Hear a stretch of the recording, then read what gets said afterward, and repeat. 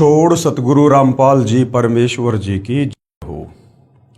परमपिता परमात्मा सारी सृष्टि के रचनहार कुल मालिक असंख्य ब्रह्मांडों के स्वामी जगत गुरु तीनों लोकों में प्रवेश करके सबका धारण पोषण करने वाले राजाधिराज आत्माधार नाथों के नाथ देवों के देव महादेव सर्वेश्वर महेश्वर मृत्युंजय अजरो अमर आदि अनादि सनातनी प्रभु जगत पिता जगदीश्वर श्री श्री 1008 की उपाधि के वास्तविक अधिकारी अकाल मूरत सौद स्वरूपी राम वासुदेव सर्वगतम ब्रह्म परम पूज्य प्रथम पूज्य परम संत परम पुरुष परम धनी परम दयालु सत्य कबीर हक्का कबीर अल्लाहु कबीर अल्लाहु अकबर बाखबर अल्लाह ताला जगत के तारणहार जगत के मुक्तिदाता जगत के जगन्नाथ हारे के सहारे हिंदुओं के राम मुसलमानों के अल्लाह सिखों के वायुगुरु ईसाइयों के मसीह दया के सागर दयानिधि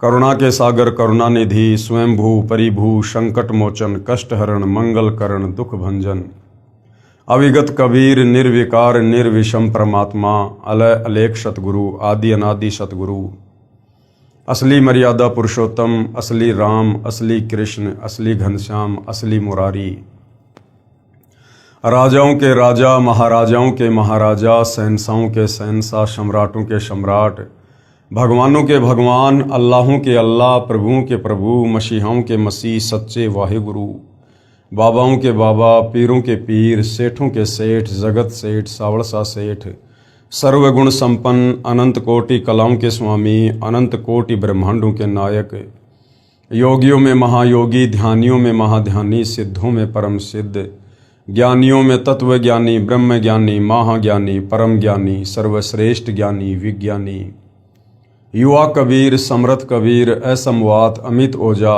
सच्चे रहनुमा करीम अल्लाह सुभान अल्लाह दुनिया के अंतिम पैगंबर 8 सितंबर 1951 से गांव धनाना जिला सोनीपत हरियाणा भारतवर्ष की पावन भूमि पे प्रकट रियल कल्कि भगवान श्री नारायण साकार हरि श्री बाबा साहिब नूर अनंत परमात्मा सच्चे दरवेश सच्चे बाखबर संत श्रोमणी सतगुरु रामपाल जी परमेश्वर जी के चरण कमल में आप और हम सभी भाई बहनों का अनंत कोटि दंडवत प्रणाम। सत्साई भाई और बहनों, बहुत बड़ी दया बहुत बड़ी मेहर पूज्य गुरुदेव भगवान की परमेश्वर रामपाल जी की, जिनके शुभ आशीर्वाद से विशेष आशीर्वाद से उन्हीं के सत्संगों का संग्रह पवित्र आध्यात्मिक पुस्तक ज्ञान गंगा के ऊपर वीडियो बनाने की श्रृंखला जारी है। इसी श्रृंखला में आज हमारा ये 35वें नंबर का वीडियो है। प्रत्येक वीडियो में पूज्य गुरुदेव भगवान के आशीर्वाद से हमें भक्ति मार्ग के विषय में शास्त्र अनुकूल साधना के विषय में बहुत कुछ जानने और समझने को मिल रहा है, जो जानने की इच्छा हमारी सदियों से थी। सतयुग में थी, त्रेता युग में थी, द्वापर युग में थी और कलयुग के प्रथम चरण में थी, परंतु हमारे तत्व ज्ञानहीन नादान केवल संस्कृत भाषा के तथाकथित विद्वान धर्म गुरुओं की अज्ञानता के चलते जो वे शास्त्रों को समझ नहीं पाए, शास्त्रों में परमेश्वर के विषय में भक्ति मार्ग के विषय में क्या लिखा है उसकी अच्छे से समझकर व्याख्या करके समाज को नहीं बता पाए, जिसके चलते भाई और बहनों सदियों से आत्मा अपने परमपिता परमेश्वर की प्राप्ति के लिए भटक रही है। और हमारे जितने भी पूर्वज थे वो इन हमारे तत्व ज्ञानहीन नादान धर्म गुरुओं की नादानी के चलते आज प्रेत योनि में, भूत योनि में, नरक में, लक 84 योनियों में अपना कष्ट भोग रहे हैं। तो भाई और बहनों, आज सदियों बाद युगों बाद परमपिता परमेश्वर कबीर साहिब जी ने स्वयं धरती पर तत्वदर्शी संत के रूप में सतगुरु रामपाल जी के नाम से प्रकट होकर पूरे विश्व के मानव समाज के ऊपर एक बहुत बड़ा उपकार किया है, बहुत बड़ा रहम किया है। आज परमेश्वर इन सभी धर्मों के सभी धर्मशास्त्रों से हमें उनका वास्तविक सार ज्ञान निकाल कर दे रहे हैं। आज परमेश्वर रामपाल जी ने हमें सृष्टि रचना के विषय में बताया, समझाया। उस सृष्टि रचना को हर धर्म के हर धर्म शास्त्र के ज्ञान से प्रमाणित किया। इस पवित्र पुस्तक ज्ञान गंगा को पढ़ने के बाद आपकी 101 पीढ़ी का उद्धार निश्चित है। ये वचन स्वयं सतगुरु रामपाल जी परमेश्वर जी के हैं और कहते हैं, साध वचन पलटे नहीं चाहे पलट जाए ब्रह्मांड, साधु बोले सहज स्वभाव, साधु का बोला मिथ्या न जाए। क्योंकि यदि आप सर्वप्रथम इस सतज्ञान को निष्पक्ष होकर धैर्य के साथ रुचि लेकर पढ़ेंगे और सतगुरु रामपाल जी से दीक्षा लेकर अपनी आत्मा का कल्याण करवाएंगे, तो निश्चित ही आपका परिवार भी आप जी के ही पद चिन्हों पर चलेगा और शास्त्र अनुकूल साधना करने के चलते वो भी आत्म कल्याण करवाएगा। तो भाइयों और बहनों, इसके लिए हमने सृष्टि रचना को समझना बहुत ज़रूरी है, क्योंकि सृष्टि रचना भक्ति मार्ग की मास्टर की है, नींव है भक्ति मार्ग की। तो जब तक सृष्टि रचना को हम अच्छे से नहीं पढ़ेंगे, हर धर्मशास्त्र से प्रमाणित करके जो सतगुरु रामपाल जी ने बता दिया है, जब तक उसको नहीं देखेंगे तब तक हम भक्ति मार्ग पर दृढ़ता के साथ आगे नहीं बढ़ सकते हैं। तो सृष्टि रचना को आप जब भी सतगुरु रामपाल जी के सत्संग सुनना शुरू करें, सर्वप्रथम 2, 4, 5 बार आप सृष्टि रचना को अवश्य सुनिए और पवित्र पुस्तकों से अवश्य पढ़िए। और ये सृष्टि रचना आपको विश्व में केवल सतगुरु रामपाल जी के सत्संगों से सुनने को मिलेगी या उन्हीं के कर कमल से लिखित पवित्र पुस्तकों से मिलेगी।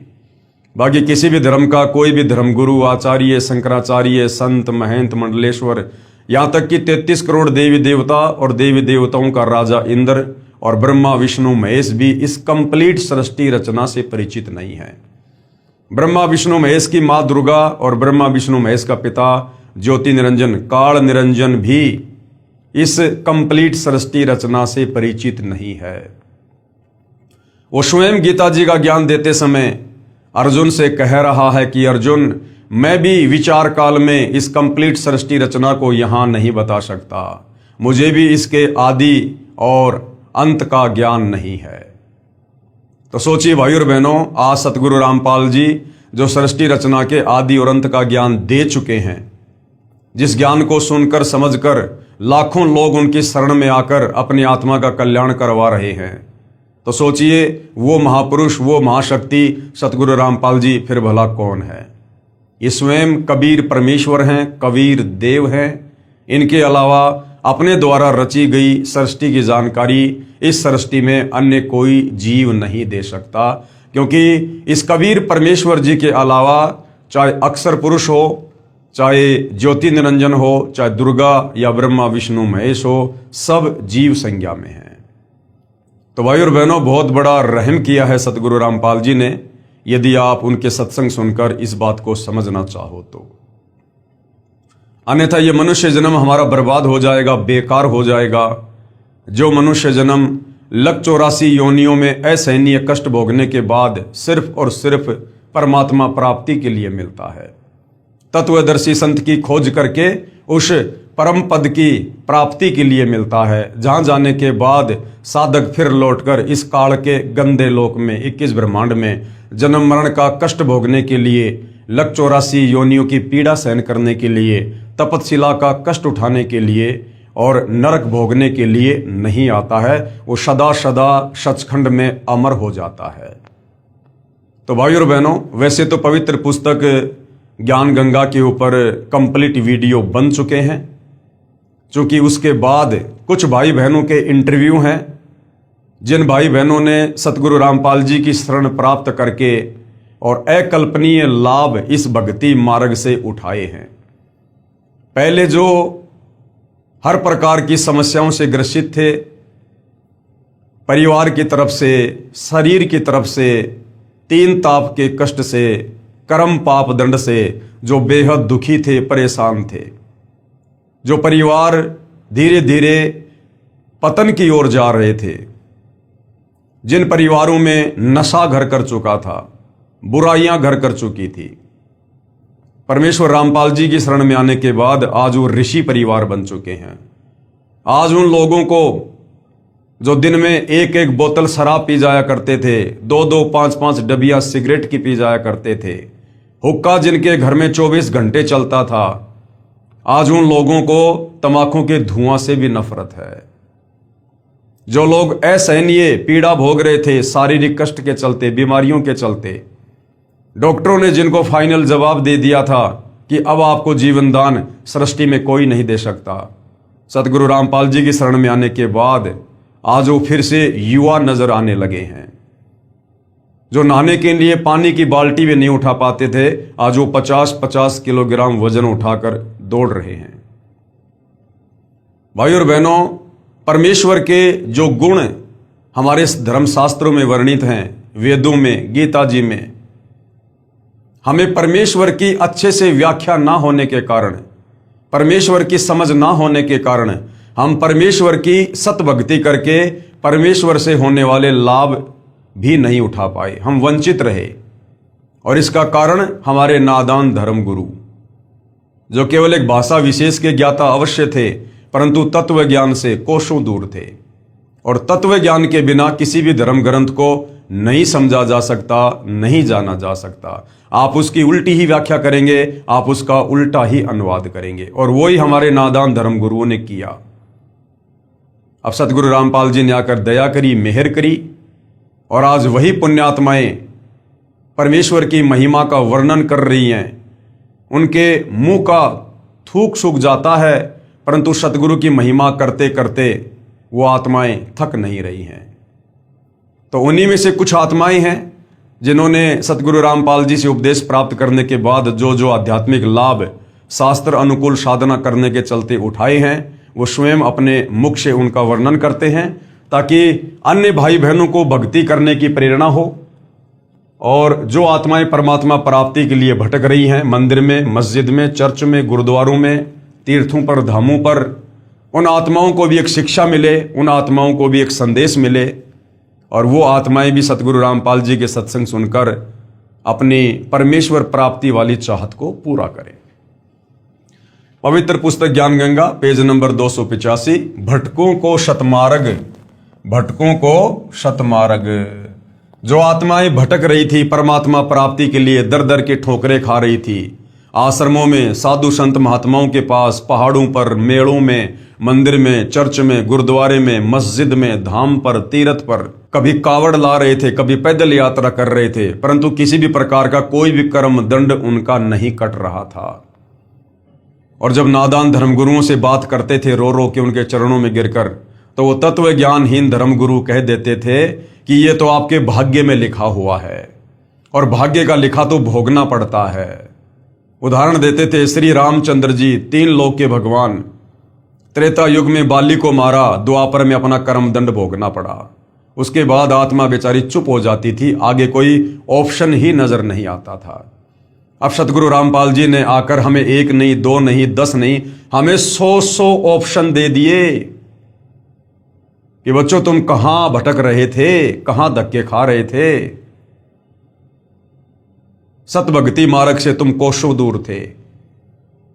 जिसे जाना बंबई और वो जा रहा है विपरीत दिशा में, वो कभी भी अपनी मंजिल को प्राप्त नहीं करेगा, उल्टा दूरी बनती चली जाएगी। तो हमें जाना था परमेश्वर के पास, हमें प्राप्त करना था भगवान। और ये नादान धर्मगुरु हमें शास्त्र अनुकूल साधना ना बताकर, क्योंकि इनको स्वयं को ज्ञान नहीं था, हमसे शास्त्र विरुद्ध भक्ति करवाकर, मनमाना आचरण करवाकर, मनमुखी मंत्रों का जाप करवाकर हमें परमेश्वर से विपरीत दिशा में भेज रहे थे, नरक की ओर, 184 योनियों की ओर, तपस्या की ओर, जन्म और मरण की ओर। अब सतगुरु रामपाल जी ने आकर हमारा शतमार्ग किया है। बहन ईशवंती की दर्द भरी आत्मकथा। मैं भगतमती ईशवंती सतगुरु रामपाल जी के पंथ में, यथार्थ 13वें कबीर पंथ में नाम उपदेश लेने के बाद भगत जो होता है उसको भगत कहा जाता है, और जो बहन होती है उसको भगतमती कहा जाता है। मैं भगतमती ईशवंती देवी, पत्नी श्री भगत सुरेश दास अहलावत, पुत्र श्री प्रताप सिंह अहलावत, पाना गंजा, गांव डिग्गल, जिला झज्जर में रहती हूं। ये कंप्लीट एड्रेस और लास्ट में मोबाइल नंबर इसलिए दिए जा रहे हैं ताकि किसी को कोई शंका हो, अगर ये बनावटी कहानी लगे तो वो स्वयं वहां जाकर कन्फर्म कर सकता है, मोबाइल पर बात करके कन्फर्म कर सकता है। हे बंदी छोड़ सतगुरु रामपाल जी। बंदी छोड़ का मतलब होता है जो महापुरुष, जो परमेश्वर हमें इस काल के द्वारा लगाए गए कर्म बंधनों से छुड़वाकर हमारी आत्मा का मोक्ष करवा दे, उसको कहते बंदी छोड़। और मेरा परिवार आपके चरणों की धूल है। आपने हमें वो सुख दिया जिसकी हम अपने इस जीवन में कभी कल्पना भी नहीं कर सकते थे। आज मैं अपनी आप बीती यहां लिख रही हूं, जिसकी आपने हम पर कृपा बख्शी है, ताकि हमारी इस दुख भरी कहानी को पढ़कर हमारी की तरह दुखी परिवार भी आपके आशीर्वाद से कल्याण करवा सके।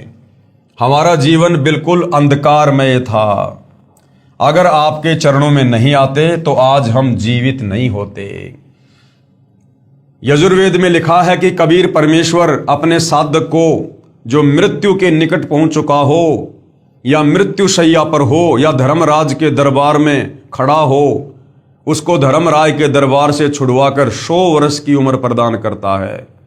यदि उसके अंग भंग हों तो परमेश्वर उसको स्वस्थ आंखें देता है, उसके अंगों को परमेश्वर पुनः जीवित करता है। ये परमेश्वर के गुण हैं। वो भक्ति करने वाले को, अंधे को आंख देता है, कोढ़ी को काया देता है, बांझ को पुत्र देता है, निर्धन को माया देता है, रोगी को स्वस्थ शरीर देता है।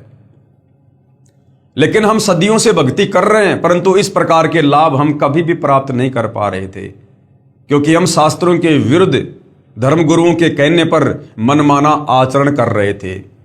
और गीता अध्याय 16 श्लोक 23 और 24 के अनुसार जो व्यक्ति शास्त्र विधि को त्याग कर मनमाना आचरण भक्ति करता है, उसकी ना कोई परम गति होती है, ना वो सिद्धि को प्राप्त होता है, ना उसके कार्य सिद्ध होते हैं। मैं असाध्य रोग से पीड़ित थी। मेरा भाई भापड़ोदा निवासी ओम प्रकाश पुत्र श्री दयानंद राठी, जो हरियाणा पुलिस में नौकरी करता था, वो भी इसी बीमारी से मृत्यु को प्राप्त हो गया था। मैं भी इस स्टेज पर पहुंच चुकी थी। मैं इस हालत में पहुंच चुकी थी कि हाथ पैर बिल्कुल लकवे ग्रस्त जैसे हो गए थे। आवाज निकलनी बंद हो गई थी। जगह जगह डॉक्टरों व शाणों को दिखाया, लेकिन सब जगह निराशा ही हाथ लगी। मेरे पति इतनी शराब पीते थे कि जब घर आते तो बच्चे डर के मारे चारपाई के नीचे छुप जाते थे। घर के बर्तन तक शराब के लिए बेच डाले और सिर पर कर्जा चढ़ा लिया। अब सोचो भाई और बहनों, घर की मुख्य स्त्री इस कदर बीमारी से ग्रस्त, ना मुंह से आवाज निकाल रही है, लकवे जैसी हालत हो गई, मृत्यु शैया पर, और जिसका पति रोजाना शराब पीता है, नशे में धुत अपने बच्चों को मारता है। बच्चे अपने बाप से डरकर चारपाई के नीचे छुप जाते हैं। जिन बच्चों ने अपने पिता को देखकर खुशी जाहिर करनी होती है कि पिताजी आएंगे, फल फ्रूट लाएंगे, और जिस बाप ने शाम को घर आकर अपने बच्चों को गले लगाना चाहिए, वो बच्चे अपने पिता के डर से और चारपाई के नीचे छुप रहे हैं। सोचिए उस परिवार की क्या हालत होगी। पड़ोसी भी तंग थे। एक दिन तो नशे की हालत में ये मुझको उठाकर डालान पाने के कुएं में डालने चल पड़ा था। महापाप ओपरी हवा ने कहा कि किसकी क्या पोरस चलेगी, यानी किसकी क्या मजाल, मैं इस घर को बर्बाद करके छोड़ूंगा। मेरे भाइयों ने मेरे ऊपर ढेर सारा पैसा शाणों व डॉक्टरों के चक्कर में बर्बाद कर दिया, लेकिन मुझे कोई फायदा नहीं हुआ। मेरा पति शराब पीता था तथा बच्चे छोटे छोटे थे। ससुराल में कोई सहारा नहीं था। मेरा भाई सुखवीर, जो डीटीसी में ड्राइवर है, उसने परम पूज्य सतगुरु रामपाल जी महाराज से नाम उपदेश ले रखा है। उसने कहा कि बहन को सतगुरु रामपाल जी महाराज से नाम उपदेश दिलवा देते हैं, मरना तो इसको है ही, ये आखिरी उपाय कर लेते हैं। इस पर मेरे पिताजी श्री दयानंद राठी ने कहा कि क्या कोई नाम उपदेश से ठीक होता है। इस पर मेरे भाई ने इन सब को नाम उपदेश की महिमा के बारे में समझाया। इसके बाद सब ने कहा कि देख लेते हैं। ये कहकर मुझे सतगुरु रामपाल जी महाराज के चरणों में लेकर गए। उस वक्त सतगुरुदेव गांव पंजाब खोड़ दिल्ली में सत्संग कर रहे थे। पूरा परिवार मुझे लेकर रात को 10 बजे महाराज जी के चरणों में गए। ये बात 25 दिसंबर 1996 की है। मेरे भाई ने पूज्य रामपाल जी महाराज को मेरी दुखदाई कथा बताई। गुरुजी ने रात को 10 बजे सत्संग में ही नाम उपदेश की रजा बख्शी। उससे पहले मेरी जुबान भी बंद हो चुकी थी, जीभ नहीं उठती थी।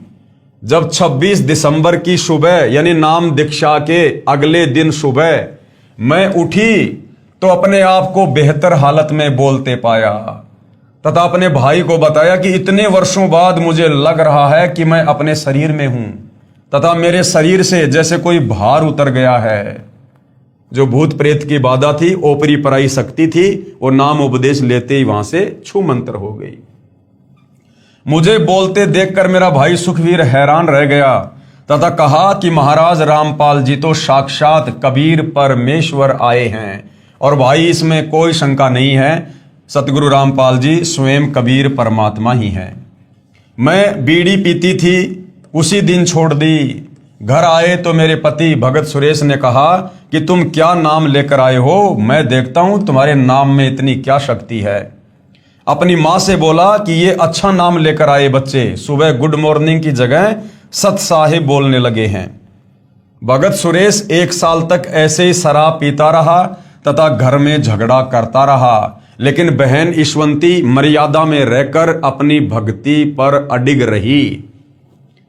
एक दिन यह बंदी छोड़ कबीर साहेब, कौन बंदी छोड़ कबीर साहेब, जो एक काल्पनिक फोटो हम गूगल पर देखते हैं, जो कबीर जी के नाम से आप जी को मिल जाएगी, दाढ़ी और मूछ वाली। एक दिन यह बंदी छोड़ कबीर साहेब, गरीबदास जी साहेब व सतगुरुदेव सतगुरु रामपाल जी महाराज की तस्वीरों को तोड़ने के लिए खड़ा हो गया।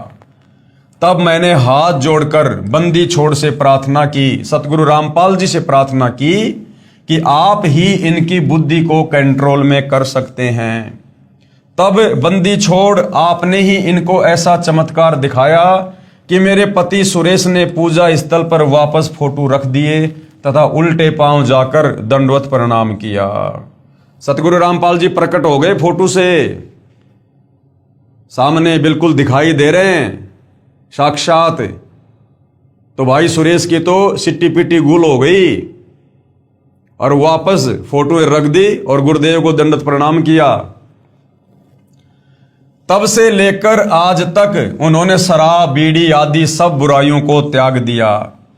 इन सब का गवाह पाना गंजा व डिगल गांव है। मुझे पुनर्जन्म मिला देखकर मेरे दुख में दुखी मेरे भाई राजेंद्र सिंह राठी डीएसपी हरियाणा व भाई प्रेम प्रकाश राठी एडवोकेट दिल्ली सहित पूरे परिवार ने भी नामदान ले लिया।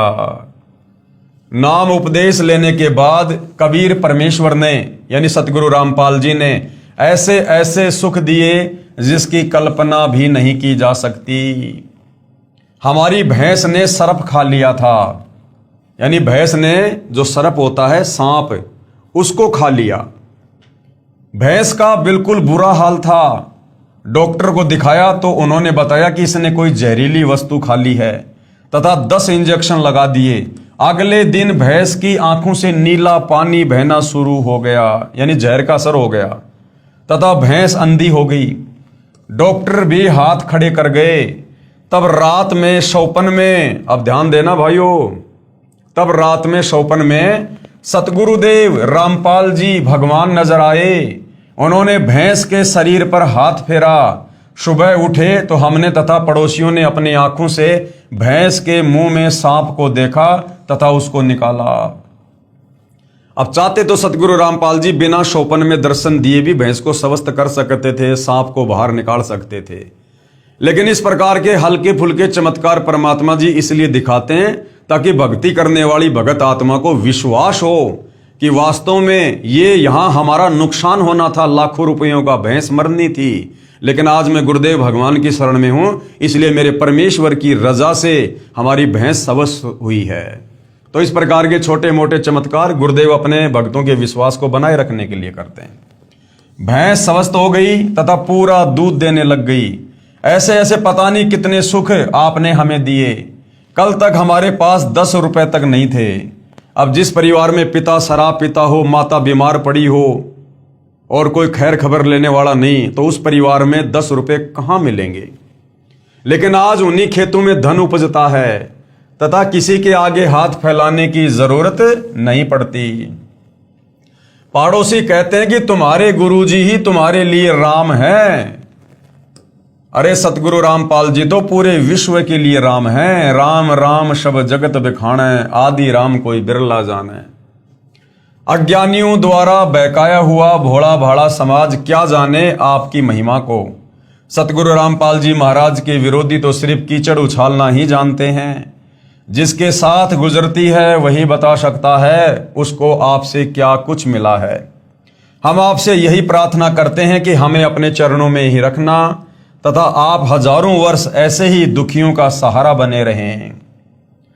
सतगुरु रामपाल जी भगवान पूर्ण परमात्मा के अवतार आए हैं। अब देखो भाई और बहनों, ये बहुत समय पहले की इन भाई बहनों की आत्मकथाएं हैं। ये 1996 की बात है।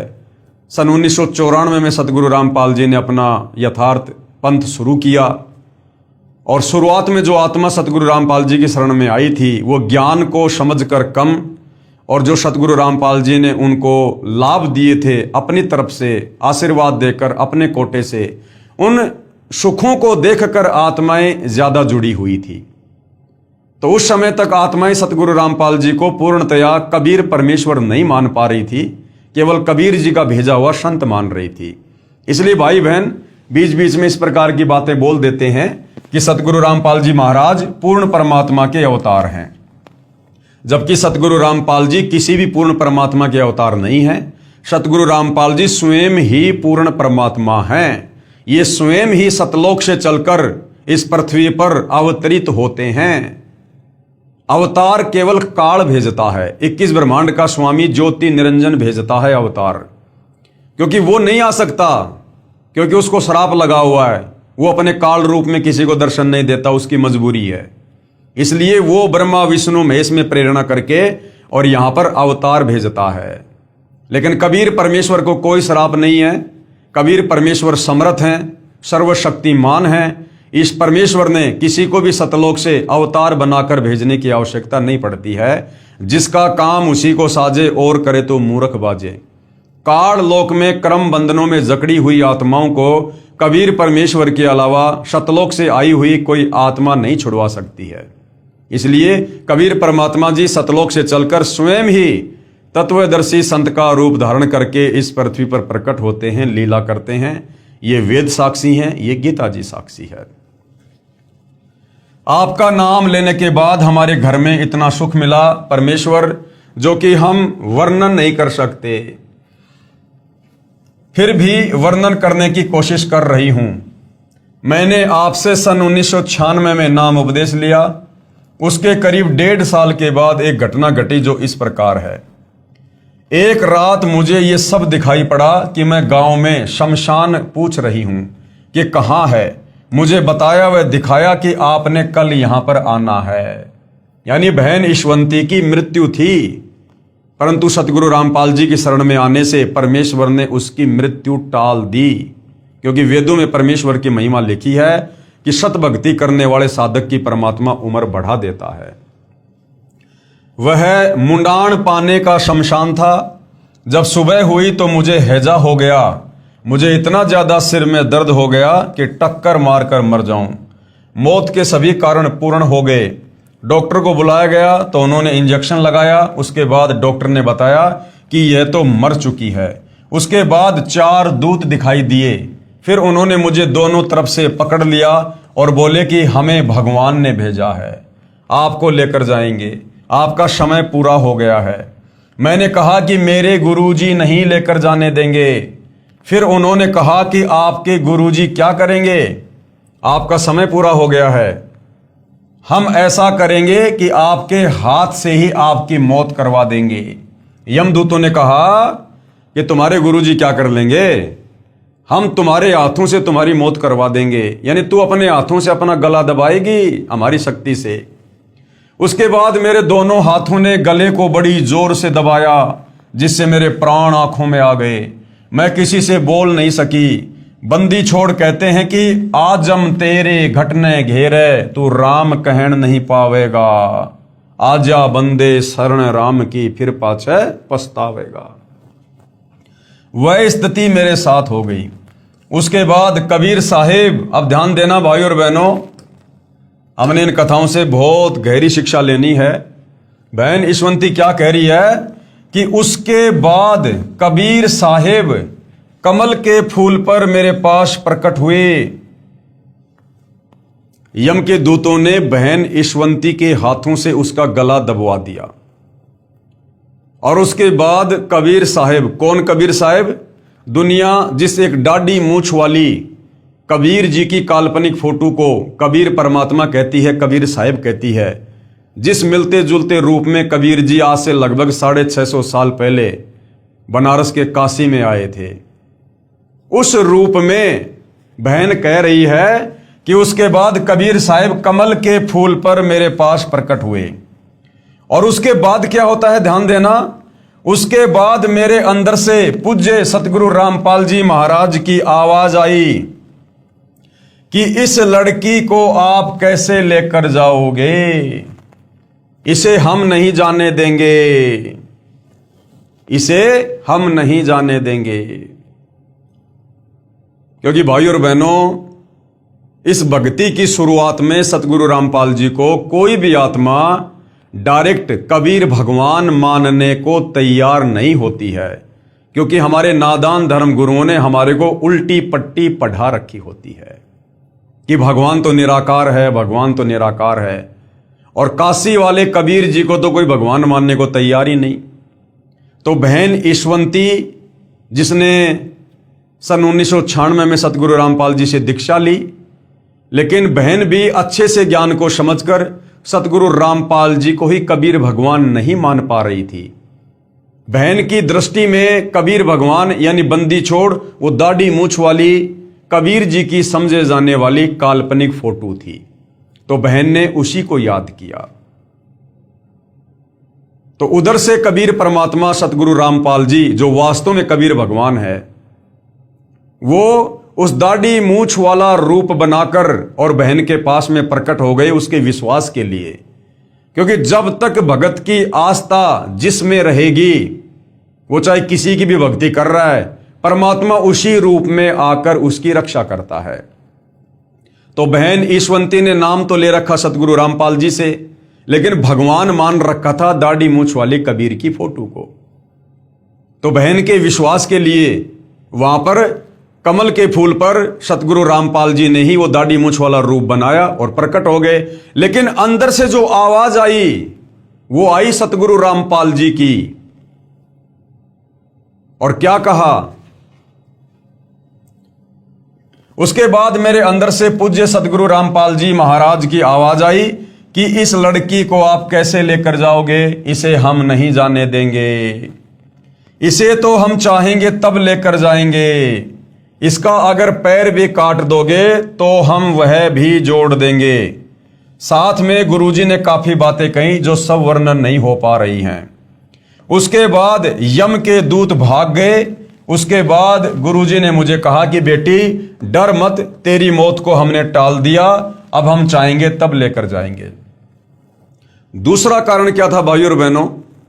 जब आप अध्यात्म की गहराई में जाएंगे, सतगुरु रामपाल जी के सत्संग सुनेंगे, तो आपको पता चलेगा। जब कबीर परमात्मा प्रथम बार सतलोक से चलकर अपने पुत्र जोगजीत का रूप बनाकर 21वें ब्रह्मांड पर, जहां पर ये ज्योति निरंजन काल ब्रह्म रहता है, तपतशिला पर जीव भून भून के खाता है, वहां पर इस काल निरंजन की और कबीर परमात्मा की अपने पुत्र जोगजीत के रूप में मुलाकात हुई थी। तो काफी कुछ वरदान कबीर परमेश्वर ने इस काल को दिए थे। और इस काल में एक वचन यह भी मांगा था कि मैं आपका रूप बना सकूं, ये आप मुझे वरदान दे दो। तो कबीर परमेश्वर जो अपने पुत्र जोगजीत के रूप में थे, परमेश्वर ने कहा कि ठीक है भाई, आप मेरा रूप बना लेना। मेरे जिस भगत के पास में सत भक्ति मंत्र होगा, शब्द होगा, उसको तू कुछ नहीं कर पाएगा। अक्के वचन भर लो, वचन भर लिया, अकबर लिए भाई न्यो बोला जी कि चारों युगों में, 3 युगा में जीव थोड़े ले जाना, सतयुग, त्रेता और द्वापर, और चौथा युग जब आवे कलयुग, कितने ले जाइयो। बोला वह बड़ी अड़ाई तन तया। अच्छा भाई कोई बात नहीं। दूसरा यह है कि मैं आपका रूप बना सकूं, मैंने ये आज्ञा दे दो। अग बना लिए तेरे रूप तक के आंट लागेगी, मेरे अंश के पास जिस पास नाम होगा तेरा रूप रह ही नहीं सकता उसके आगे।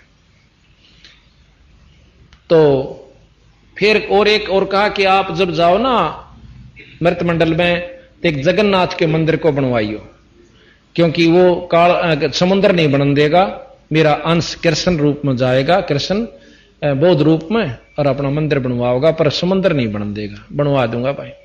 फिर कहते हैं कि त्रेता युग में समुद्र पर पुल बंधवाइयो। अच्छे पंगे पाए रहते थे। तो भाई और बहनों, इस काल ब्रह्म ने, इस ज्योति निरंजन ने वो रूप क्यों मांगा था? क्योंकि काल निरंजन ने दिमाग लगाया कि ये जो जोगजीत है, जो मेरा भाई है, क्योंकि वो पहचान नहीं पा रहा था परमात्मा उसके भाई के रूप में थे, जोगजीत के रूप में थे। अगर स्वयं अपने ओरिजिनल रूप में आ जाएं तो इसका कलेजा फट जाए। तो उसने कहा कि आप मुझे अपना रूप दे दो कि मैं ये आप वाला रूप बना सकूं, जोगजीत वाला। यस कर दी। काल ने क्या सोच के रूप मांगा था कि जोगजीत नीचे जाएगा और नीचे जाके क्या करेगा, ये जीवों को ज्ञान समझाएगा। और ज्ञान कैसे समझाएगा? उनका गुरु बनेगा। ये सतगुरु की भूमिका करेगा, तत्वदर्शी संत की भूमिका करेगा। और जो इसके भगत होंगे, क्योंकि जोगजीत नीचे जाके पूरी सृष्टि रचना बताएगा, मुझ काल के विषय में बताएगा, ब्रह्मा विष्णु महेश की स्थिति के बारे में बताएगा कि ये पूर्ण परमात्मा नहीं है, इनकी पूजा से कोई लाभ नहीं है। तो नीचे तमाम आत्माएं तत्व ज्ञान से परिचित हो जाएंगी। ये वेद शास्त्रों का खुलासा करेगा। तो जो इसके भगत होंगे वो भगत इस जोगजीत के ऊपर आश्रित हो जाएंगे और वो मुझ काल की भक्ति पूजा छोड़ देंगे। और ब्रह्मा विष्णु महेश की भी उनको जानकारी हो जाएगी, ये भी आधे अधूरे भगवान है। तो ब्रह्मा विष्णु महेश में भी उन भक्तों की किसी प्रकार की कोई आस्था नहीं होगी। अन्य देवी देवता तो बहुत दूर की बात है। तो काल ने दिमाग लगाया कि मेरी तो मजबूरी है, मैं तो डायरेक्ट अपने ओरिजिनल रूप में जाके किसी को भ्रमित में कर नहीं सकता। तो जब इस जोगजीत के भगत सतयुग में, त्रेता युग में, द्वापर में और कलयुग में, जब इस जोगजीत के भगत शरीर छोड़ने के बाद में त्रिकुटी पर आएंगे, क्योंकि त्रिकुटी एक इंटरनेशनल एयरपोर्ट है आगे किसी भी लोक में जाने का, तो काल को पता था कि जोगजीत के भगत जिनकी जोगजीत पर पूर्ण आस्था होगी, वो शरीर छोड़ने के बाद में सूक्ष्म शरीर में त्रिकुटी पर आएंगे। और यहां आने के बाद मैं उनको भ्रमित करने की कोशिश करूंगा, ठगने की कोशिश करूंगा। तो यदि मैं ब्रह्मा विष्णु महेश का रूप बनाकर लोभ लालच दूंगा, ब्रह्मा विष्णु महेश के लोक में जाने की सलाह दूंगा कि मौज करोगे, मस्ती करोगे, चलो तुम्हें बहुत बड़ा वहां पे कोई पद देंगे, तो जोगजीत के भगत जो तत्व ज्ञान से परिचित हैं, धर्मशास्त्रों से परिचित हैं, ब्रह्मा विष्णु महेश की औकात से, सामर्थ्य से परिचित हैं, वो ब्रह्मा विष्णु महेश के चक्कर में नहीं आएंगे। और मैं अपना रूप काल वाला बना नहीं सकता, मेरी मजबूरी है। तो उन भक्तों को यदि ठगा जा सकता है तो उनके गुरु का रूप बनाकर ठगा जा सकता है, क्योंकि भगत तो अपने गुरु के कहने से आगे आगे चलेगा। तो काल ने सोचा कि जोगजीत नीचे जाएगा, गुरु बनकर ज्ञान देगा और गुरु पर उनके भक्तों की आस्था होगी। और फिर जब त्रिकुटी पर ये भगत आएंगे तो मैं जोगजीत का रूप बनाकर, ये दाढ़ी मूछ वाला रूप बनाकर, जिसे आज दुनिया कबीर परमात्मा कहती है, कबीर साहिब कहती है, जो रूप इस काल ने मांग रखा है कि मैं ये वाला रूप बनाकर और उन भगतों को ठग लूंगा। भगत सोचेंगे हमारे गुरुजी खड़े, हमारे गुरुजी, और मैं उनको कहूंगा बच्चों आ जाओ मेरे पीछे पीछे, चलो शतलोक, और मैं उनको नकली शतलोक में ले जाकर ठोक दूंगा। इसलिए जोगजीत ने वो रूप मांगा था। तो यहां बहन ईश्वंती के पास में, क्योंकि अब हमने दूसरे पहलू से विचार करना है, तो बहन ईश्वंती के पास में उसके प्राण लेने के लिए वो काल जोगजीत का रूप बनाकर, जिसको दुनिया कबीर जी समझ रही है, दाढ़ी मूछ वाली फोटो, उस रूप में आया उसके प्राण लेने के लिए, ताकि ईश्वंती उसे परमात्मा समझकर, कबीर साहिब समझकर और उसके साथ साथ चली जाए और काल उसे अपने जाल में फंसा ले, लक 84 में डाल दे।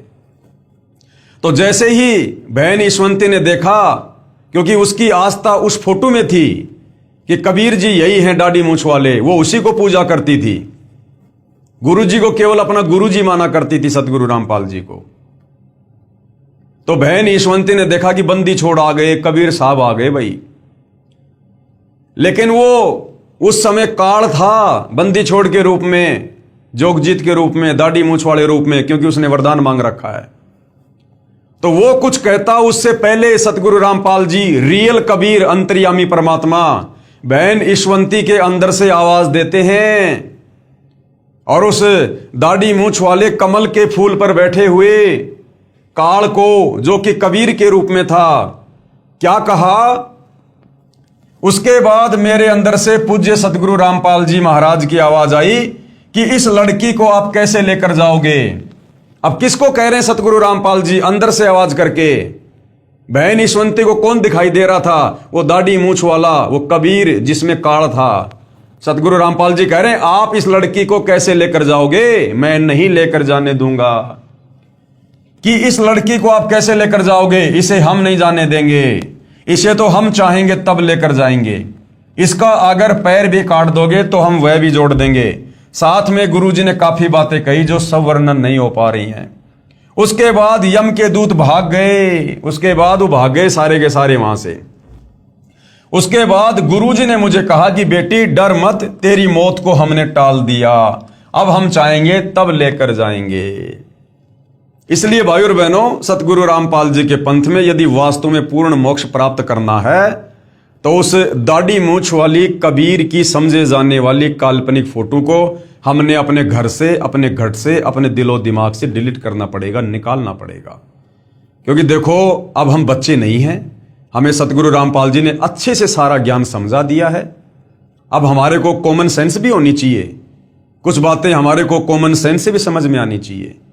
देखो शुरुआत में स्वयं कबीर भगवान होते हुए भी और सतगुरु रामपाल जी ने आप और हमसे भक्ति करवाने के लिए उस दाढ़ी मूछ वाली काल्पनिक कबीर की समझे जाने वाली फोटो को कबीर भगवान की फोटो बताकर आप और हमसे भक्ति करवाई। यदि गुरुजी शुरुआत में कह देते कि मैं ही कबीर हूं, 650 साल पहले धानक रूप में काशी में मैं ही आया था, तो भाई और बहनों 1994 में कोई भी सतगुरु रामपाल जी की इस बात पर यकीन नहीं करता और कोई उनके सत्संग सुनना भी पसंद नहीं करता कि ये देखो गांव धनाने का रामपाल जाट, ये कल का लड़का हमारी आंखों के सामने पैदा हुआ है और ये अपने आप को कबीर भगवान कहता है। अरे पाखंड की भी हद होती है। इस प्रकार के मन में पता नहीं क्या क्या कुविचार उत्पन्न होते, तो हम सतगुरु रामपाल जी के सत्संग सुनना भी पसंद ना करते, उनको अहंकारी समझकर अपनी नादानी के चलते। तो आप और हमें भक्ति पर लगाने के लिए सतगुरु रामपाल जी ने उस फोटो का सहारा लिया। अगर सतगुरु रामपाल जी वेदों से दिखाते कि देखो भाई परमात्मा का नाम है कबीर देव, कबीर परमात्मा, कबीर साहेब जो 650 साल पहले आए थे, ये कबीर भगवान है, और यदि फोटो ना दिखाते तो भाई और बहनों हम उनसे सवाल करते कि गुरुजी आपने वेदों में दिखाया कि कबीर देव ही परमात्मा है। कौन कबीर देव? जो चारों युगों में आता है, जो 650 साल पहले भी आए थे बनारस में। तो गुरुजी उनका कोई फोटो बताओ, उनकी कोई शक्ल दिखाओ भगवान की, ताकि हम उनकी पूजा करें। अगर गुरुजी कह देते कि बेटा वो तो 650 साल पहले आए थे, और 650 साल पहले बेटा ना तो कोई मोबाइल था, ना कोई कैमरा था, ना कोई वीडियो रिकॉर्डिंग का सिस्टम था, तो मैं फोटो कहां से दिखाऊं मैं? तो हम क्या कहते पता है? अच्छी बात कर रहे हो गुरुजी, अरे रामचंद्र जी त्रेता युग में लाखों साल पहले आए, श्री कृष्ण जी द्वापर युग में 5000 साल पहले आए, और देखो गुरुजी आज उनकी कितनी सुंदर सुंदर फोटोएं आपको लाखों मिल जाएंगी। और कबीर जी तो 600 साल पहले आए थे, फिर उनकी फोटो क्यों नहीं हो सकती? तो बताओ हम नादान आत्माओं को क्या समझाते गुरुदेव? तो वे तो अंतर्यामी है, उनको तो पता था। इसलिए गुरुदेव भगवान ने उस काल्पनिक फोटो को हमारे सामने रख दिया, जो कि हाथ से बनाया गया एक चित्र है, और कहा कि यो कबीर भगवान है, ताकि हम गुरुदेव के सत्संग सुने, उनसे उपदेश लें और उस फोटो को भगवान मानकर शत भक्ति शुरू करें। और जब धीरे धीरे धीरे धीरे तत्व ज्ञान सुनेंगे तो 2, 4, 5, 10 साल में तो ये बात समझ में आएगी कि वास्तव में कबीर भगवान वाले काम आज धरती पर कौन कर रहा है। हमें ये इतने सुख, मुर्दों को जीवन, ये कबीर भगवान दाढ़ी मूछ वाले ने दिए या फिर सतगुरु रामपाल जी ने दिए? हमें उपदेश देकर ये ज्ञान, शास्त्रों का गूढ़ रहस्य सतगुरु रामपाल जी ने समझाया या उस दाढ़ी मूछ वाले काल्पनिक कबीर भगवान ने समझाया? तो सतगुरु रामपाल जी ने ये सोचकर कि फिलहाल ये मुझे परमात्मा के रूप में स्वीकार नहीं करेंगे क्योंकि ये तत्व ज्ञान से बहुत दूर हैं, इसलिए सतगुरु रामपाल जी ने उस काल्पनिक फोटो को, जो आपको गूगल पर मिल जाएगी, उसको कबीर भगवान बताकर हमारे सामने पेश किया। वो फोटो हमें दी, उस फोटो की हम पूजा करने लगे। लेकिन भाई और बहनों, अब हमें सतगुरु रामपाल जी ने ज्ञानी बना दिया, विद्वान बना दिया, मास्टर बना दिया भक्ति मार्ग में। अब हमने कॉमन सेंस का भी प्रयोग करना चाहिए। अब यदि हमारी आस्था उसी फोटो में लगी रही तो भाई और बहनों, कल को जब हम त्रिकुटी पर जाएंगे तो स्थूल शरीर छोड़ने के बाद में जो सूक्ष्म शरीर रहेगा उसमें ज्यों के त्यों विचार रहेंगे। अगर हमने उसी दाढ़ी मूछ वाले को भगवान माना, यदि हमारी जरा भी आस्था उस दाढ़ी मूछ वाली फोटो में रही कि ये कबीर भगवान है, तो वो काल त्रिकुटी पर वही रूप बना के आएगा, दाढ़ी मूछ वाला, जो ईशवंती बहन के पास में कमल के फूल पर बैठकर आया था काल, और हमें ठग ले जाएगा। हम उसको भगवान मानकर आंख बंद करके उसके पीछे पीछे चले जाएंगे कि आओ बच्चों, चलो शतलोक में बैठो विमान में, और ठोक देगा नकली शतलोक में। फिर हमारी एक भैंस जिसका ब्याने का समय नजदीक था, वो एक दिन बिल्कुल बुत की तरह हो गई, अकड़ गई, टाइट हो गई। डॉक्टर को बुला कर लाए तो डॉक्टर ने टाइम से पहले ही हाथों से बच्चा निकाला। उसके बाद भैंस ने जेर नहीं डाली। किसी के कहने पर हमने जो थोड़ी सी जेर बाहर होती है उस पर ईंट बांध दी तो वह जेर टूट गई। जेर के टूट जाने पर भैंस की हालत बहुत खराब हो गई क्योंकि अंदर जहर फैल गया। सभी कहने लगे कि यह भैंस अब मरने से बच नहीं सकती। हम घबरा कर रात को ही 5 डॉक्टरों के पास गए, मगर एक भी डॉक्टर नहीं आया। कहते हैं कि यह केस निपटाना हमारे बस की बात नहीं है, अब परमात्मा ही बचा सकता है। उसके बाद बहुत दुखी होकर मैंने आशा छोड़ दी कि आज भैंस को कोई नहीं बचा सकता। अरे भैया, जिसने पिछली बार बचाया था अगली बार भी वही बचाएगा। फिर मैंने कहा कि भगत जी, आशा मत तोड़ो, हमारे बंदी छोड़, सब ठीक करेंगे। उसके बाद बंदी छोड़ के सामने दंडोत प्रणाम किया। दंडोत प्रणाम किया उसी दाढ़ी मूछ वाली कबीर की फोटो के सामने। लेकिन भाई, रियल में जो बंदी छोड़ है, जो कबीर भगवान है सतगुरु रामपाल जी, वो भोले भगत की आस्था के आधार से, जिसकी भी आस्था है, परमात्मा उस रूप में जाकर उसकी रक्षा अवश्य करता है। और हमने प्रार्थना की। उसके बाद सुबह एक डॉक्टर के पास गए तो उसने आकर देखा तो कहा ये बचेगी नहीं। ऐसे ही हमारी भैंस के साथ हुआ था, तो बड़े डॉक्टर ने भरपूर कोशिश की मगर नहीं बच पाई। उसके बाद कहने लगे कि परमेश्वर की दया से बच भी गई तो दूध नहीं देगी। उसके 7 दिन बाद गुरुजी दिखाई दिए। कौन गुरुजी? सतगुरु रामपाल जी, कि भैंस की आंतड़ियों में से जेर निकाल रहे हैं। सुबह भैंस ने जेर डाली तथा वह स्वस्थ हो गई और 15 किलो दूध पर आ गई। ये हमारे बंदी छोड़ की कृपा है। कौन बंदी छोड़? सतगुरु रामपाल जी भगवान। जबकि 4-5 पड़ोसियों की भैंस इसी बीमारी से मर चुकी थी। मेरा छोटा लड़का जिसकी उम्र 14 साल है, नाम नवनीत है, इसे बचपन 6 महीने का था तब से ही निमोनिया हो गया था और 5 साल तक इसकी बीमारी खत्म नहीं हुई। मेरे हर संभव प्रयास करने पर तथा डॉक्टर के मना करने पर भी मैंने हार नहीं मानी।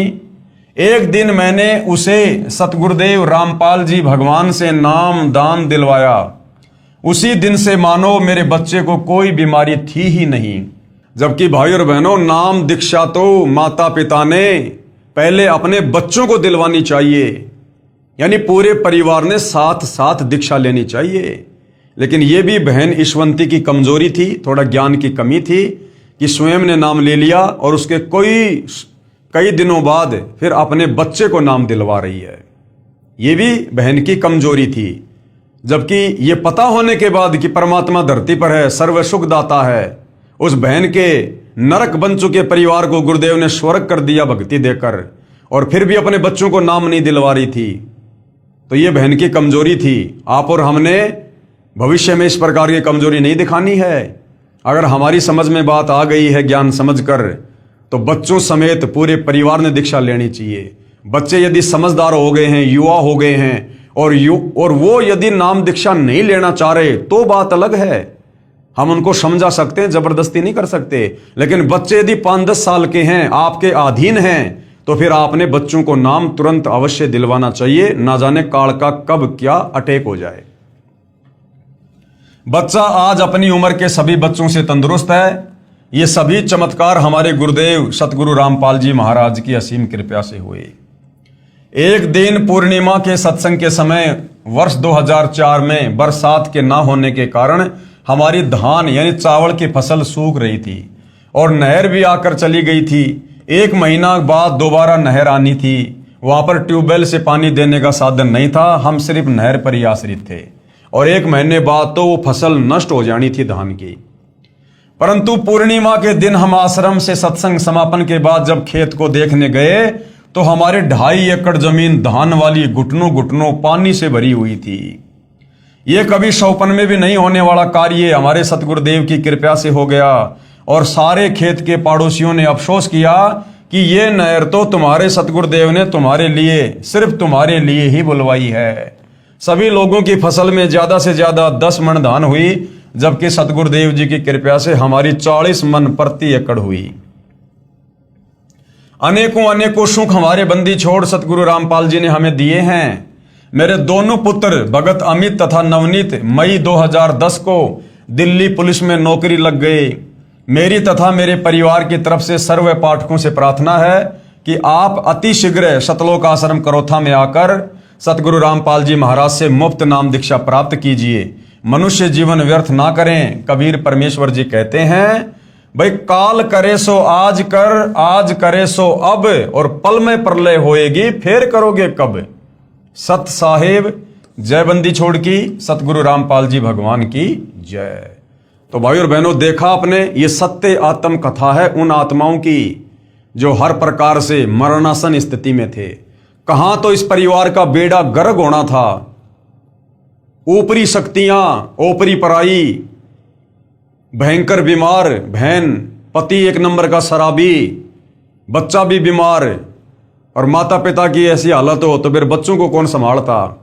और आज कबीर परमेश्वर सतगुरु रामपाल जी की असीम रजा से जैसे उस परिवार ने उपदेश लिया, दीक्षा ली, आज परमेश्वर ने उस परिवार को स्वर्ग बना दिया।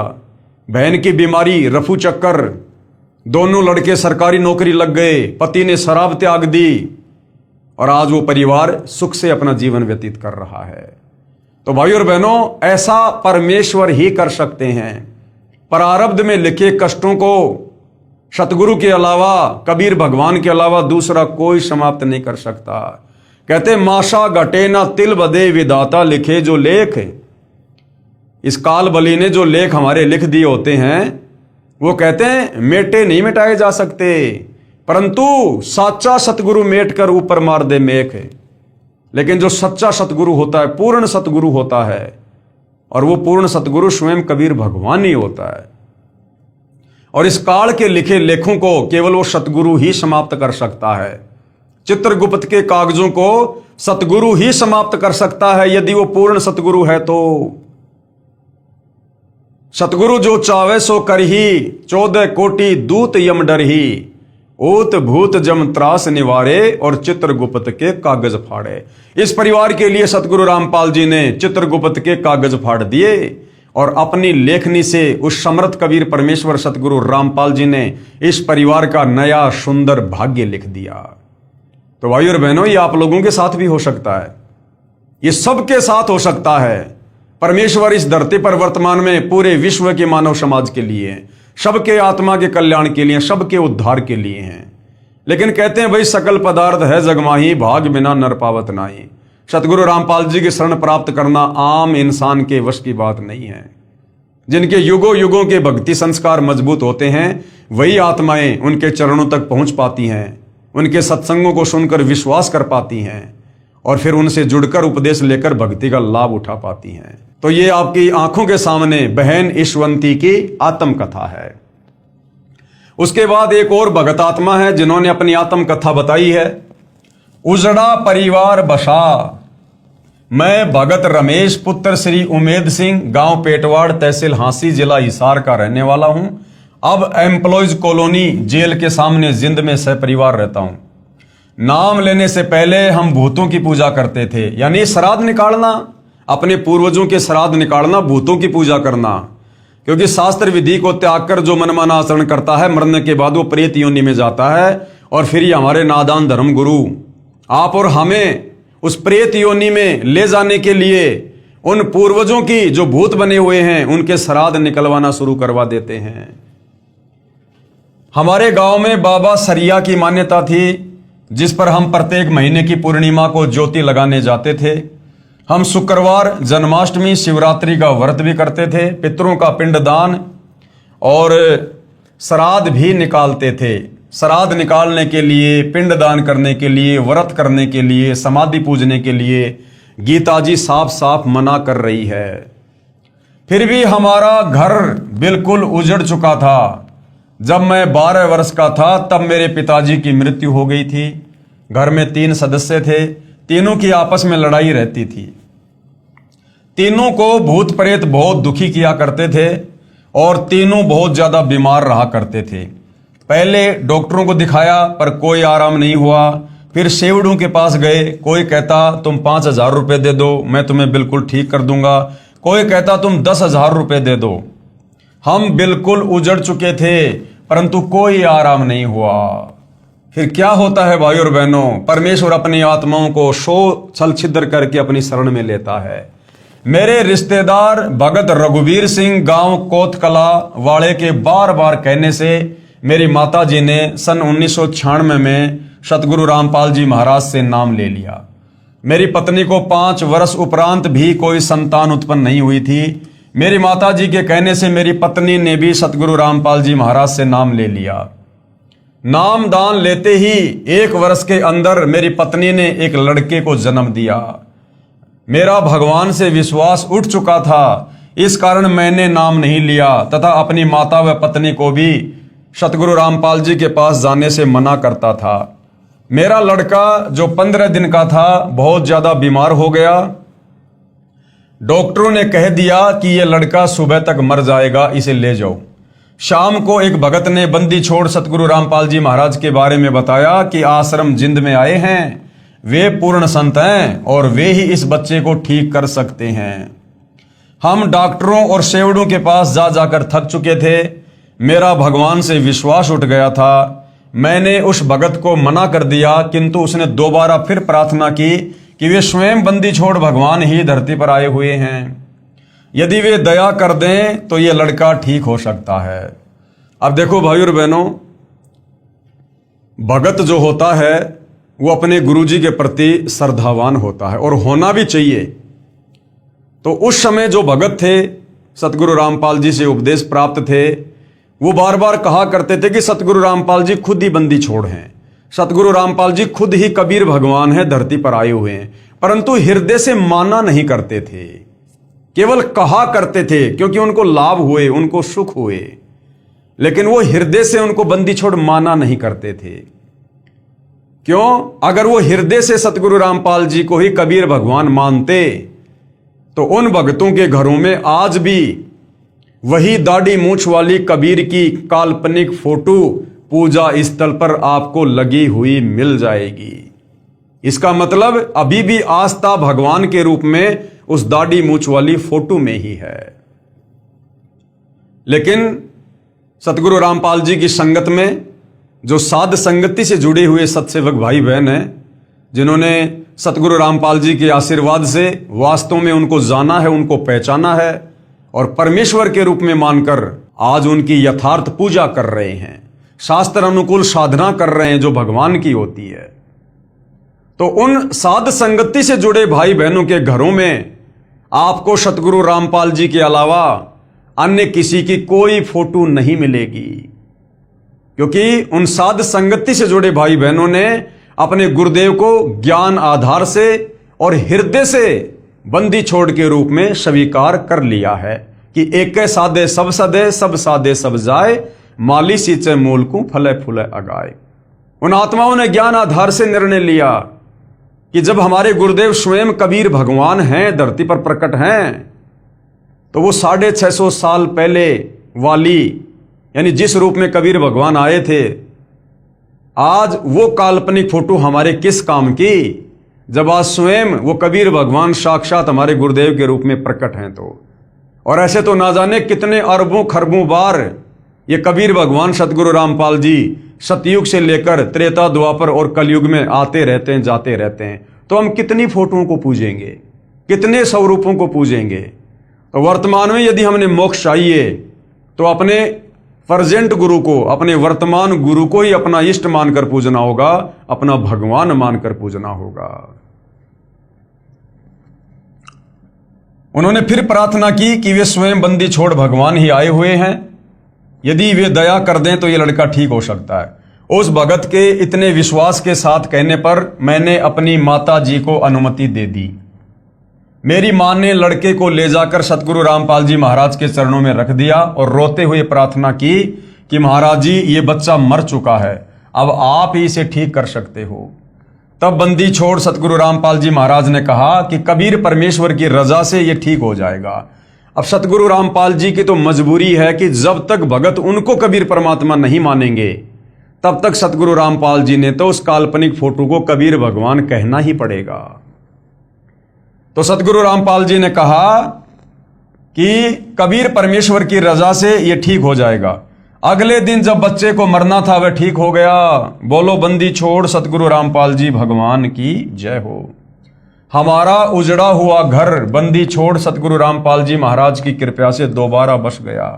अगर वो लड़का मर जाता तो उस लड़के का पिता अपनी मां को और अपनी पत्नी को घर में भक्ति नहीं करने देता कि क्या कर लिया तुमने नाम दीक्षा लेकर, कह रहे थे कि भगवान है भगवान है।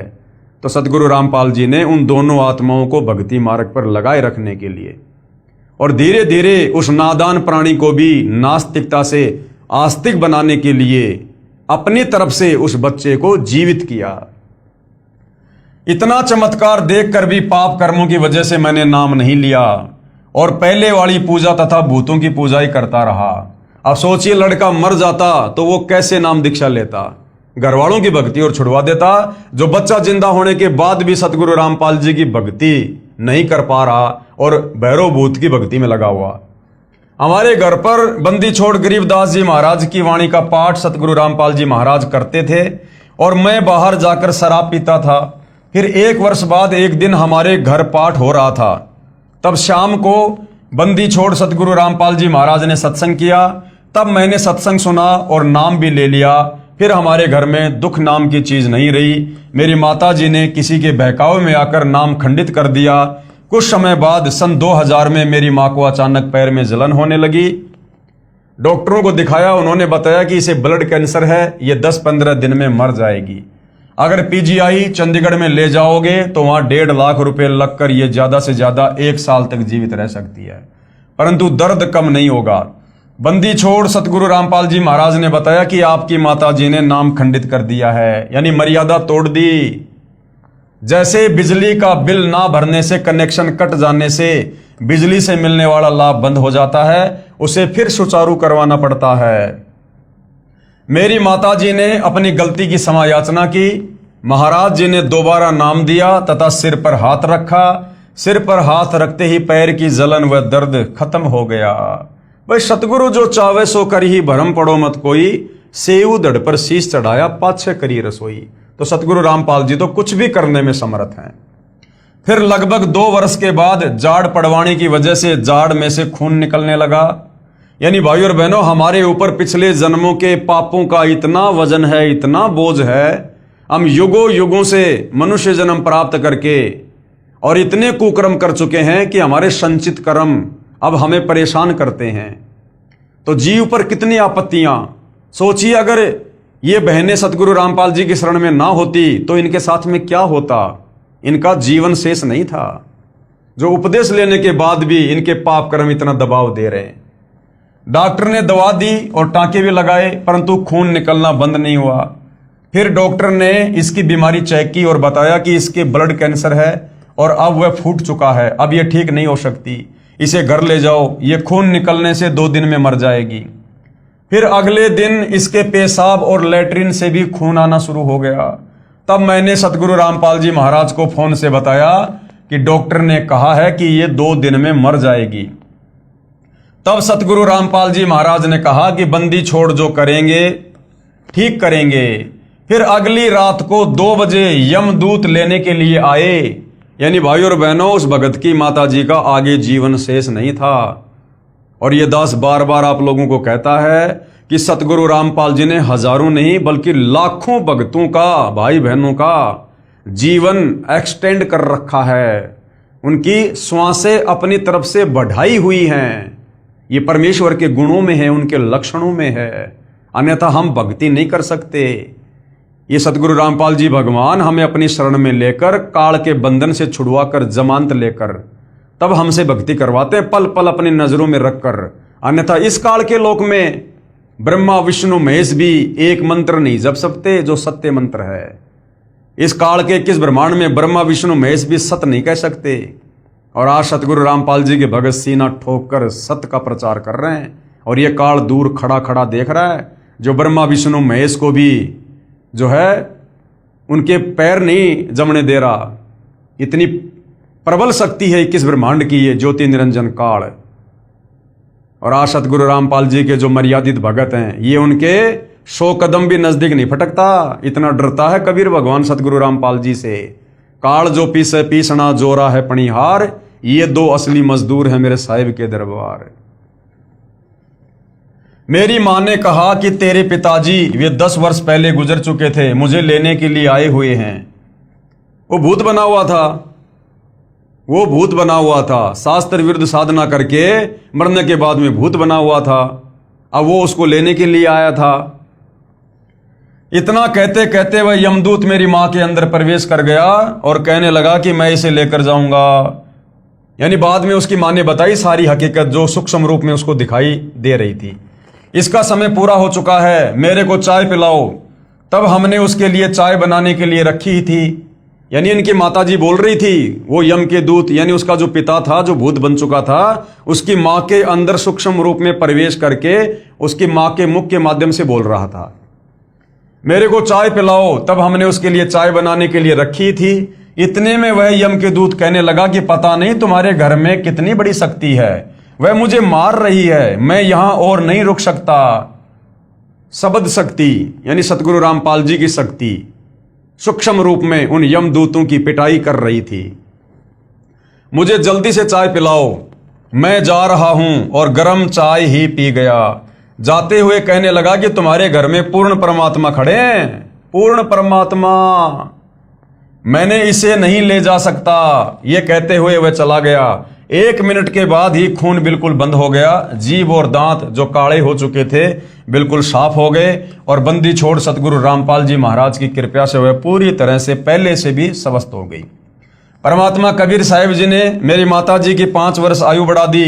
24 जुलाई 2005 को शत भक्ति करके शतलोक प्रस्थान किया। बोलो बंदी छोड़ सतगुरु रामपाल जी महाराज की जय। सत साहिब। भाई और बहनों, परमात्मा ने केवल 4-5 साल ही उम्र क्यों बढ़ाई? 24 जुलाई 2005 तक की उम्र क्यों बढ़ाई? क्योंकि भाई और बहनों, शुरुआत में आत्माएं ज्ञान आधार से नहीं जुड़ी हुई थी। बस उन सुखों को देख देख कर घर में बेटा हो गया, फसल बढ़िया हो गई, कैंसर ठीक हो गई, जलन ठीक हो गई। इन चीजों को देखकर लोग सतगुरु रामपाल जी से जुड़े हुए थे। और जब तक आप ज्ञान को आधार बनाकर नहीं जोड़ोगे, आप कभी भी डगमग हो जाओगे। तो सतगुरु रामपाल जी को पता था, अंतर्यामी भगवान को, कि 12 जुलाई 2006 को तो करोथा कांड होगा। और करोथा कांड के बाद उस आत्मा के मन में दोष आना था। वो सारी भक्ति कमाई गुरु में दोष देख के नष्ट करने वाली थी, बर्बाद करने वाली थी भक्ति छोड़कर। तो परमेश्वर ने उस आत्मा को 4-5 साल की उम्र बढ़ा के उससे भक्ति करवा दी। और करोथा कांड होने से पहले पहले उस आत्मा का शरीर भी छुड़वा दिया, ताकि उसकी भक्ति सुरक्षित रहे और उस आत्मा को तुरंत दूसरा मनुष्य जन्म मिल जाए और फिर से किसी भगत के घर में जन्म लेकर अपने आगे की भक्ति शुरू कर दे। तो ये अंतर्यामी परमात्मा भाई और बहनों, ये अध्यात्म के डॉक्टर हैं। इनको पता है किस आत्मा का किस प्रकार से इलाज करना है। तो इनकी शरण में आने के बाद फिर भगत की नहीं चलती है, कोई मीन मेक नहीं चलती है। यदि भगत ने अपने आप को गुरुदेव के चरणों में सरेंडर कर दिया, ज्ञान को समझ लिया, तो भगत का काम है मर्यादा में रह के भक्ति करना। सत्य कहना, सत्य के मार्ग पर चलना, अपने गुरु जी के पद चिन्हों पर चलना, बाकी काम फिर पूर्ण ब्रह्म परमेश्वर सतगुरु रामपाल जी का होता है। तो भाई और बहनों, ये जो आपने 2 आत्म कथाएं सुनी हैं, लास्ट में इन्होंने अपना मोबाइल नंबर दिया है, भगत रमेश दास, मोबाइल नंबर इतना है। ये बिल्कुल सत्य हैं, इनमें कोई मीन मेख नहीं है, किसी को झूठ बोलने का कोई शौक नहीं है। यदि आपको लगता है कि झूठ है तो सतगुरु रामपाल जी का ज्ञान सुनो, और यदि आपको ऐसा कोई रोग है, कोई परेशानी है, तो सतगुरु रामपाल जी से उपदेश लेकर उनके द्वारा बताई गई शास्त्र अनुकूल भक्ति को मर्यादा में रहकर करो, उन मंत्रों का जाप करो। जो लाभ इन आत्माओं को हुए आपको भी होगा। परमात्मा इनका कोई रिश्तेदार थोड़ी था, परमात्मा तो सबका है, हम सभी उसके बच्चे हैं। लेकिन शास्त्र विरुद्ध साधना करने के चलते, गीता और वेदों के विरुद्ध, कुरान शरीफ, कुरान मजीद, तोरे, जबूर, इंजिल, ये गुरु ग्रंथ साहिब, बाइबल, इन तमाम धर्म ग्रंथों के विपरीत साधना करने के चलते, उन नादान धर्म गुरुओं के कहने पर आप और हम परमात्मा की भक्ति से होने वाले लाभों से वंचित हैं। वरना परमेश्वर तो भाई खड़ा खड़ा लाभ देता, खड़ा खड़ा जो इन परिवारों को दिया। तो भाई और बहनों, इसी प्रकार से कुछ और आत्माएं हैं जिन्होंने इस पुस्तक में आगे अपनी सत्य आत्म कथा लिखवाई है, जो लाभ उनको सतगुरु रामपाल जी से उपदेश लेने के बाद प्राप्त हुए हैं। तो उनका भी हम जिक्र करेंगे। तो आज के वीडियो में केवल इतना ही। कल परमेश्वर के आशीर्वाद से फिर सेवा में हाजिर होंगे। तब तक पूज्य गुरुदेव भगवान हम सबको आज्ञा दे, आशीर्वाद दे, सद्बुद्धि दे, हमारा मार्गदर्शन करे, भ्रमने भटकने से बचाए। बंदी छोड़ सतगुरु रामपाल जी परमेश्वर जी की जय हो।